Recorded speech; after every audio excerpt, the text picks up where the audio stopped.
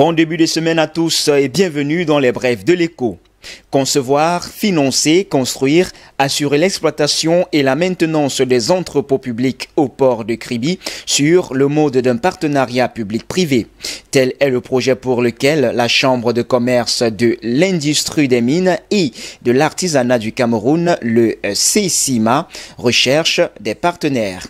À cet effet, le président de cette chambre consulaire, Christophe Ekeng, a lancé le 12 octobre 2020 un appel public international à manifestation d'intérêt en direction des entreprises intéressées. Les soumissionnaires ont jusqu'au 14 décembre 2020 pour faire acte de candidature.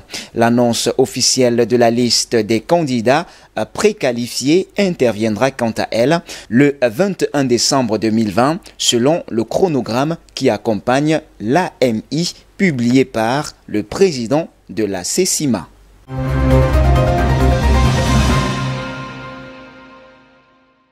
Le port autonome de Kribi PAK, situé dans le sud du Cameroun, informe qu'il a permis à la douane de franchir la barre des 8 milliards de francs CFA de recettes douanières non pétrolières mensuelles au cours du mois de septembre 2020.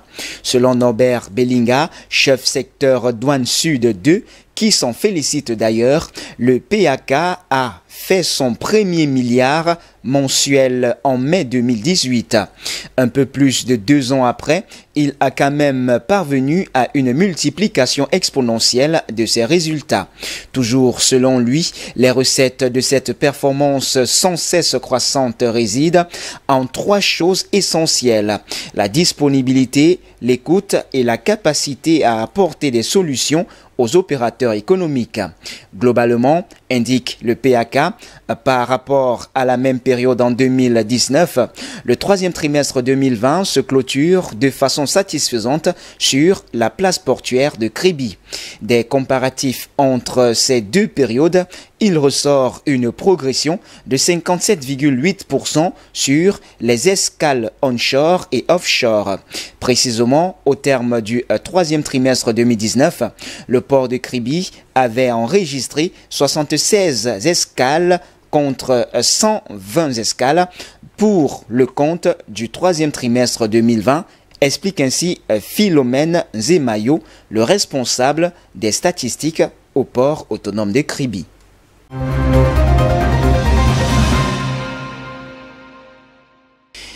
Et puis, à l'effet d'accroître l'usage national de bois légal, le Centre de recherche forestière international, CIFOR, et le ministère camerounais des forêts et de la faune, le MINFOF, ont présenté début octobre du côté de Yaoundé un nouveau projet dénommé Essor des transactions de sillage d'origine légale au Cameroun.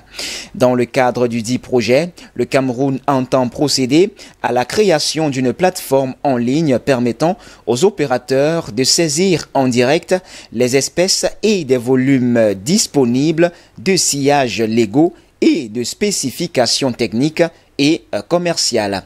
Aussi, il est prévu une collaboration avec certaines entreprises industrielles, forêts communales et forêts communautaires vertueuses pour faciliter l'approvisionnement des sillages formels.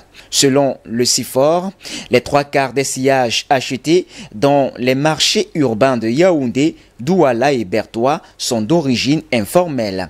Il est très difficile pour les producteurs artisanaux de se plier aux contraintes imposées par le corpus juridique et les compagnies industrielles restent globalement peu intéressées pour approvisionner le marché national.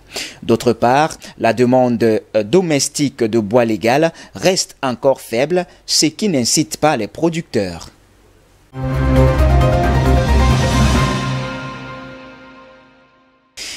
Direction aux États-Unis où la compagnie américaine United Airlines annonce une chute de 78% de son chiffre d'affaires au troisième trimestre alors que 13 000 de ses salariés sont au chômage technique.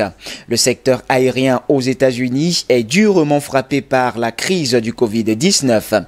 Les compagnies américaines devraient recevoir 25 milliards de dollars d'aide supplémentaire qui semblent pour le moment compromise. Depuis fin juillet, démocrates et républicains négocient un nouveau plan de soutien à l'économie américaine après l'arrêt de subventions précédentes. Toutefois, un accord avant l'élection présidentielle du 3 novembre semble improbable selon la déclaration de Steven Mnuchin, le secrétaire au Trésor. Dans le plan, une enveloppe de 25 milliards de dollars était destinée au secteur aérien. Les compagnies affichent des pertes énormes malgré les réductions drastiques d'effectifs et de dépenses. Ainsi, United Airlines aurait perdu 1,8 milliard de dollars au troisième trimestre, alors que sur la même période, l'entreprise aurait dépensé 25 millions de dollars par jour, soit presque la moitié de ses dépenses quotidiennes au deuxième trimestre.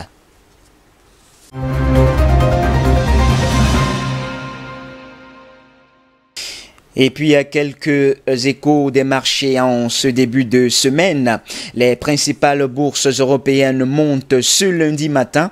Des résultats solides de Philippe, entre autres, et un regain d'espoir sur la relance aux États-Unis l'emporte sur la déception et la croissance chinoise au troisième trimestre et sur les craintes liées à la resurgence de la pandémie.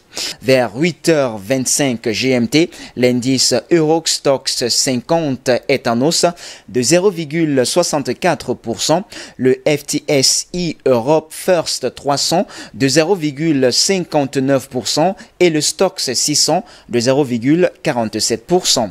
À Londres, le FTSE 100 prend 0,12% et à Francfort, le DAX avance de 0,24%.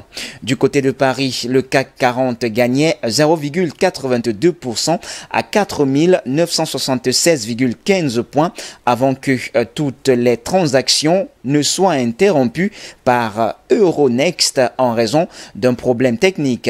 La semaine qui commence donc sera marquée en Europe comme aux États-Unis par la montée en cadence des publications de résultats de la douane ou encore de la banque suisse Julius Baer sont jugées plutôt rassurantes. La tendance profite aussi de la confirmation de la reprise économique en Chine au troisième trimestre, même si la croissance du produit intérieur brut à 4,9% sur un an après 3,2% au deuxième trimestre est inférieur aux attentes. Eh bien, c'est tout pour les brefs de l'écho de ce jour. Mesdames, Mesdemoiselles et Messieurs, merci de nous avoir suivis. Les informations se poursuivent sur nos antennes d'IBS Télévision. Restez donc des nôtres naturellement.